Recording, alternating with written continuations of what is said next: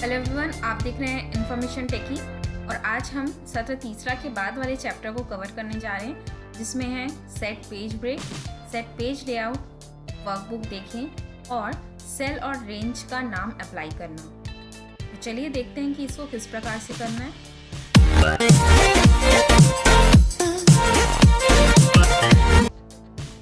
आइए चलिए देखते हैं सत्र चौथा सेट पेज ब्रेक। मैंने ऑलरेडी एक्सेल को ओपन करके रखा हुआ है। अब हम समझते हैं कि ये पेज ब्रेक क्या होता है। लेट अस सपोज कि आपको वर्कशीट में प्रिंट करनी है किसी पर्टिकुलर पेज की, तो ऐसे टाइम पे आप क्या कर सकते हो, प्रिंट करने से पहले वर्कशीट में पेज ब्रेक को एडजस्ट कर सकते हो। ये बहुत ही ज़्यादा उपयोगी है, खास तौर पर जब आपको बहुत ही बड़ी शीट प्रिंट करनी हो। तो देखते हैं कि किस प्रकार से आप अपनी वर्कशीट में पेज ब्रेक लगाएंगे। तो मैंने ऑलरेडी एक्सेल को ओपन करके रखा हुआ है और अपनी शीट में कुछ डेटा तैयार किया है। अब मैं चाहती हूँ कि इसमें कुछ एरिया ही प्रिंट हो, लाइक सीरियल नंबर से लेकर मैं सेक्शन तक ही प्रिंट करना चाहती हूँ। तो ऐसे टाइम पे मैं पेज ब्रेक लगा सकती हूँ यहाँ पे। तो पेज ब्रेक लगाने के लिए हम जाएंगे पेज लेआउट टैब में। पेज लेआउट टैब में जाने के बाद पेज सेटअप वाला जो ग्रुप है उसके अंदर में एक ब्रेक दिया होगा जिसमें हमको इंसर्ट करना है पेज ब्रेक। तो आप देख रहे हैं कि यहाँ पे मेरा पेज जो है ब्रेक हो गया है। अब अगर मैं प्रिंट प्रीव्यू में जाके देखती हूँ तो प्रिंट प्रीव्यू में आप देख सकते हैं कि मेरा जो पेज ब्रेक हुआ था उसके कारण जो है फादर्स नेम तक ही मेरा प्रिंट होके आ रहा है और मदर्स नेम जो है वो दूसरे पेज में है। ठीक है, तो मैं चाहती हूँ कि मेरा जो प्रिंट है वो सिर्फ सेक्शन तक ही आए। तो ऐसे टाइम पे आप इस स्केल को एडजस्ट कर सकते हो। तो इस स्केल को एडजस्ट करने के लिए आप यहाँ पर जो स्केल दिया हुआ है स्केल टू फिट वाले ग्रुप में जाके इसे एडजस्ट कर सकते हैं। परसेंटेज को आप कम ज़्यादा करेंगे तो आपका जो स्केल है वो एडजस्ट होगा। मैंने अभी स्केल को 200% तक लेकर गया है।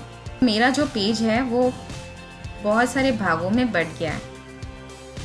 अब अगर मैं इसको प्रिंट करके देखती हूँ प्रिंट प्रीव्यू में जाके, तो आप देख सकते हैं मेरा जो पेज था सीरियल नंबर, नेम, क्लास और सेक्शन तक ही प्रिंट प्रीव्यू में दिखा रहा है। तो इस प्रकार से आप अपने पेज में पेज ब्रेक लगा के बड़ी शीट में कुछ पर्टिकुलर प्लेस को या फिर एरिया को आप प्रिंट कर सकते हैं।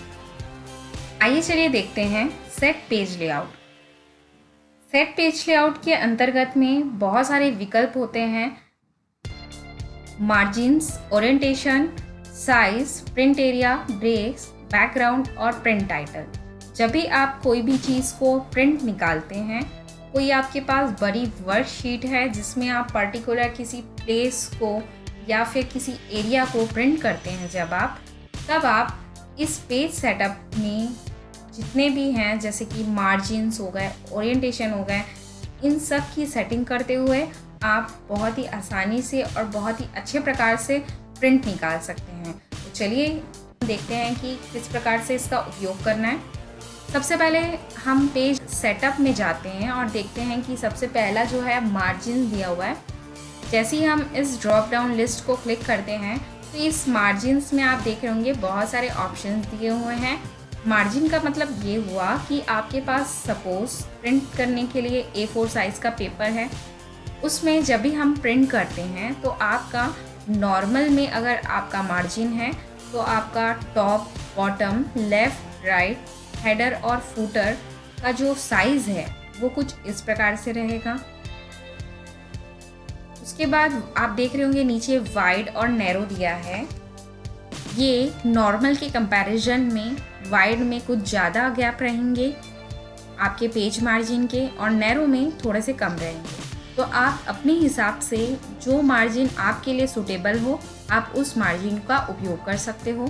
जैसे कि मैं वाइड को लेती हूँ। उसके बाद प्रिंट प्रीव्यू में जाके देखती हूँ तो मेरा जो मार्जिन है वो कुछ इस तरीके से दिखाई दे रहा है। अब नेक्स्ट देखते हैं ओरिएंटेशन। हमारे MS ऑफिस में दो प्रकार के ओरिएंटेशन होते हैं, जैसा कि आप देख रहे हैं। पहला है पोर्ट्रेट और दूसरा है लैंडस्केप।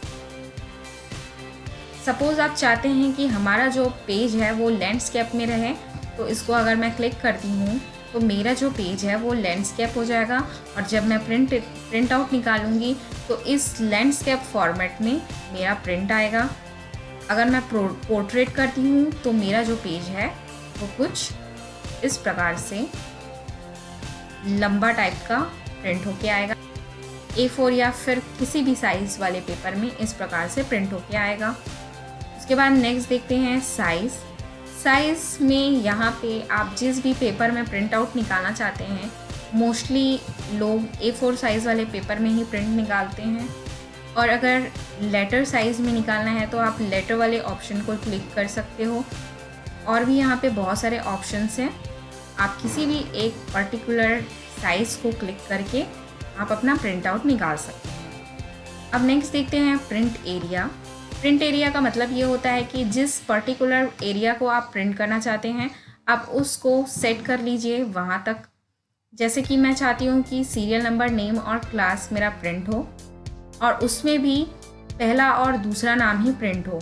तो ऐसे टाइम पे आप क्या करेंगे, सिर्फ इतने एरिया को आप सेलेक्ट करिए और प्रिंट एरिया में जाके सेट प्रिंट एरिया को क्लिक कर दीजिए। तो अब आपका जो प्रिंट आउट है वो कुछ इस प्रकार से आएगा। आप देख सकते हैं मैंने जो एरिया सेट किया प्रिंट होके दिखाई देगा। तो इस प्रकार से आप जो है किसी पर्टिकुलर एरिया को प्रिंट कर सकते हैं। अगर क्लियर प्रिंट एरिया करना चाहते हैं तो आपका ठीक उसी प्रकार हो जाएगा जैसा आपका पेज पहले था। अब आप प्रीवियस वाले सत्र में बता ही दिया है कि किस प्रकार से आपको पेज ब्रेक इंसर्ट करना है और किस प्रकार से रिमूव करने के लिए आपके पास सिंपल सा तरीका है। इसको जस्ट क्लिक करना है आपको, तो आपका जो पेज ब्रेक है वो रिमूव हो जाएगा। अब नेक्स्ट आप चाहते हैं अपने पेज में बैकग्राउंड देना, तो बैकग्राउंड देने के लिए आप किसी एक इमेज को अपने कंप्यूटर से सेलेक्ट कर लीजिए। जैसे कि मैं डाउनलोड वाले फोल्डर में जाती हूँ और आप देख सकते हैं कि मेरा जो बैकग्राउंड है वो कुछ इस तरीके से सेट हो चुका है। आप इस बैकग्राउंड को डिलीट भी कर सकते हैं। तो इस प्रकार से आप अपने एक्सेल में इन सारी चीज़ों का उपयोग करके पेज में पेज लेआउट का उपयोग कर सकते हैं। अब नेक्स्ट देखते हैं सत्र 6वां, वर्कबुक देखें। आप अपने वर्कबुक को कितने प्रकार से देख सकते हैं, यही हमको देखना है सत्र 6वां में। इसके लिए आपको अपनी व्यूज़ वाले टैब में जाना है। यहाँ पे वर्कबुक को यहाँ पे पूरे 5 प्रकार से देखा जाता है। हम जो अभी जैसा देख रहे हैं वो अभी नॉर्मल व्यू में है। अगर मैं पेज लेआउट वाले ऑप्शन को क्लिक करती हूँ तो ये हमारा पेज लेआउट वाला व्यूज़ है। अगर मैं पेज ब्रेक प्रीव्यू में क्लिक करती हूँ तो हमारा पेज ब्रेक वाला प्रीव्यू में भी हमको दिखाई देगा हमारा पेज। उसके बाद आप अगर कस्टम व्यूज़ करते हैं तो कस्टम व्यूज़ में यहाँ पे आप जिस प्रकार से अपने पेज को देखना चाहते हैं उस प्रकार से आप कस्टम व्यूज़ में जाके देख सकते हैं आप इस पेज को। अगर आप फुल स्क्रीन करना चाहते हैं तो आप फुल स्क्रीन में भी अपने पेज को देख सकते हैं। अब लास्ट हम देखते हैं सत्र 7वां, सेल और रेंज का नाम अप्लाई करना। आप यहाँ पे देख रहे होंगे लिस्ट कुछ मैंने बनाई हैं ग्रॉसरी और उनके कॉस्ट की।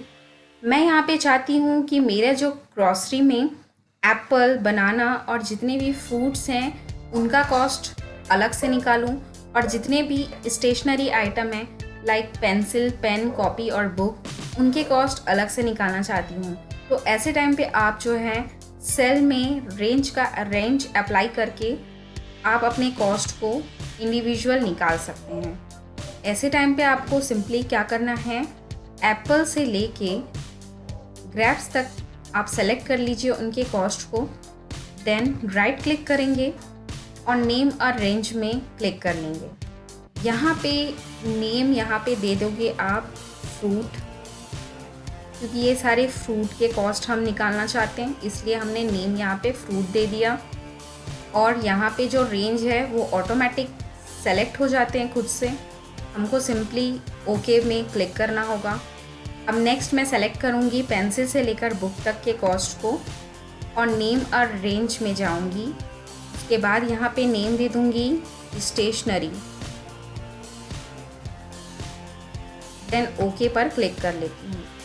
अब मैं किसी खाली स्पेस में जाती हूँ और इनके कॉस्ट को निकालना चाहती हूँ।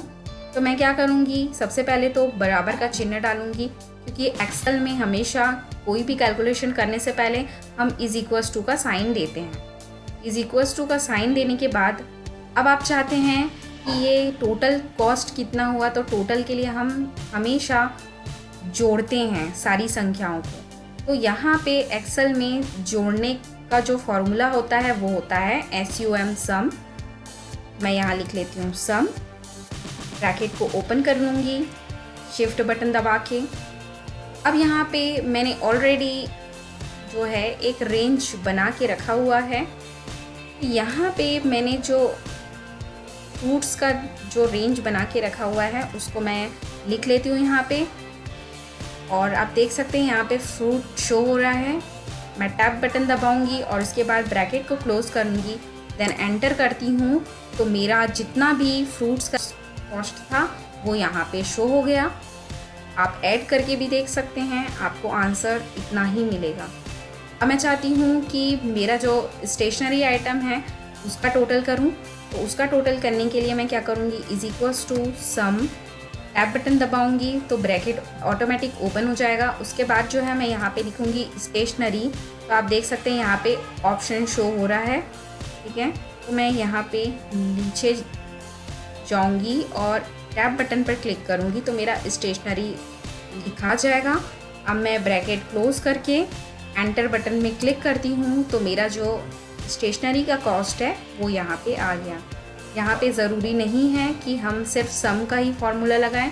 आप अगर एवरेज निकालना चाहते हैं, डिवाइड करना चाहते हैं या फिर मल्टीप्लिकेशन करना चाहते हैं और इंडिविजुअल हर एक के कॉस्ट निकालना चाहते हैं, तो ऐसे टाइम पे आप नेम अ रेंज वाले ऑप्शन में जाके इसका उपयोग कर सकते हैं बहुत ही आसानी से। तो बस आज के लिए इतना ही। अगर आपको ये वीडियो पसंद आया हो तो ज़्यादा से ज़्यादा शेयर करें और हमें सब्सक्राइब करना ना भूलें। Thank you.